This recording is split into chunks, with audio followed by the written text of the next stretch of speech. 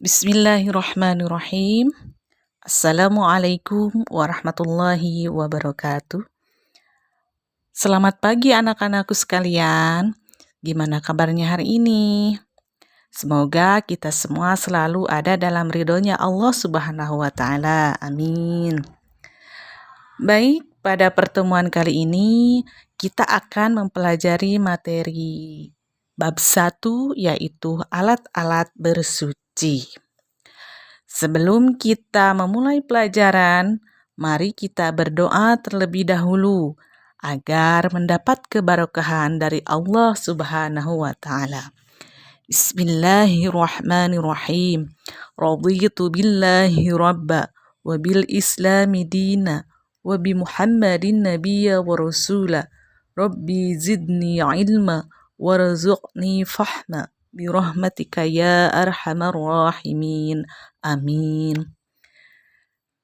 Tujuan pembelajaran kali ini, yang pertama, siswa dapat menjelaskan pengertian bersuci. Kedua, siswa dapat menjelaskan perbedaan bersuci dan membersihkan diri. Yang ketiga, siswa dapat memahami dasar hukum bersuci. Dalam agama Islam, sangat memperhatikan aspek kebersihan dalam kehidupan. Hal ini dapat dilihat dari syarat sah untuk melakukan ibadah, yaitu dengan bersuci. Bersuci dari najis dan hadas adalah merupakan perintah Allah Subhanahu wa Ta'ala yang tentunya harus kita laksanakan. Dalam melaksanakan ibadah sholat tentunya haruslah bersih dan suci, seperti suci badan, suci tempat, dan tentunya suci pakaian. Pada bab ini, kita akan mempelajari segala hal yang berkaitan dengan kebersihan atau bersuci. Pengertian bersuci. Bersuci dalam bahasa Arab disebut dengan toharoh, yaitu artinya membersihkan diri. Sedangkan pengertian bersuci menurut istilah adalah membersihkan diri, pakaian, tempat, dan benda-benda lain dari najis dan hadas dengan tata cara yang ditentukan oleh syariat Islam. Bersuci menempati kedudukan yang sangat penting dalam ibadah. Setiap orang yang akan melaksanakan sholat dan tawaf itu diwajibkan terlebih dahulu bertoharoh, seperti berwudu, tayamum, atau mandi. Yang selanjutnya adalah perbedaan bersuci dan membersihkan diri. Apabila kita cermati tabel di atas, kita akan mengetahui perbedaan bersuci dan membersihkan diri berdasarkan unsurnya. Seperti berniat, jika dilihat dari aspek unsurnya, ini berniat itu dilihat seperti hal yang kecil atau sepele. Padahal niat ini adalah hal yang sangat penting kedudukannya. Seperti kita berwudu tadi, kalau tanpa disertai dengan niat, maka tidak akan sah wudunya. Dan ibadahnya pun tidak akan diterima oleh Allah Subhanahu wa Ta'ala. Karena Rasulullah SAW pun mengajarkan kepada kita bahwa niat dalam berwudu itu hukumnya wajib. Yang kedua adalah bertujuan untuk membersihkan. Jika dilihat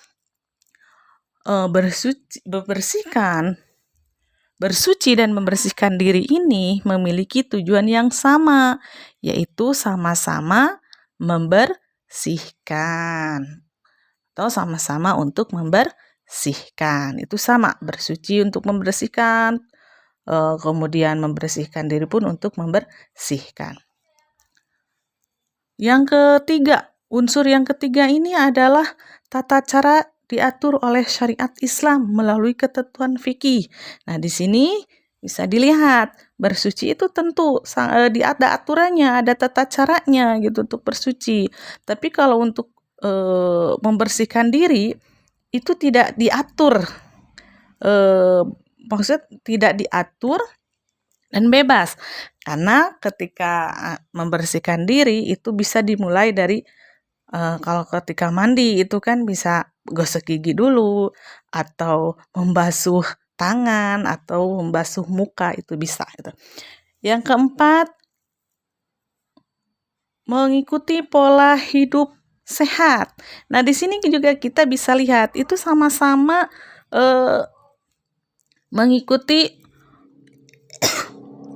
pola hidup sehat, karena menjaga diri agar selalu suci dan bersih itu sangat besar sekali bagi kesehatan dan mencegah dari penyakit akut seperti tipes, hepatitis, polio, dan lain-lain.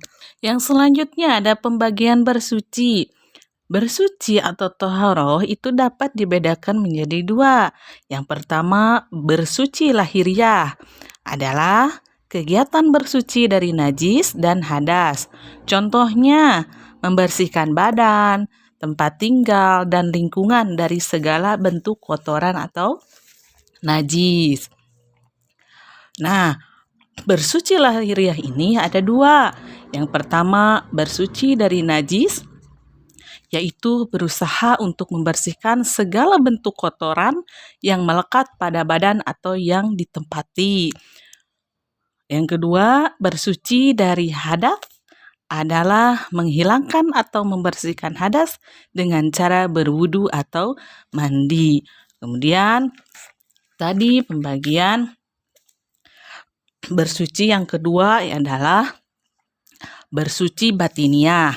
Bersuci batinnya ini adalah membersihkan jiwa dari kotoran batin yang berupa dosa dan perbuatan maksiat seperti syirik, takabur, hasyud, dendam, nifak, riya, dan sebagainya. Nah, ini harus dilakukan dengan cara bertobat. Bertobat kepada siapa? Ya tentunya kepada Allah Subhanahu wa Ta'ala.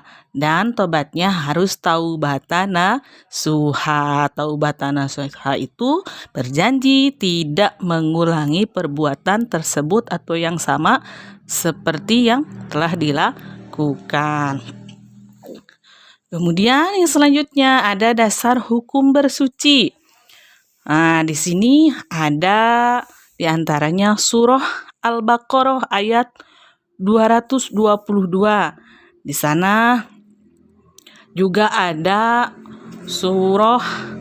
Quran surah At-Taubah ayat 108. Kemudian Quran surah Al-Maidah ayat 6. Nah, ini semuanya membahas.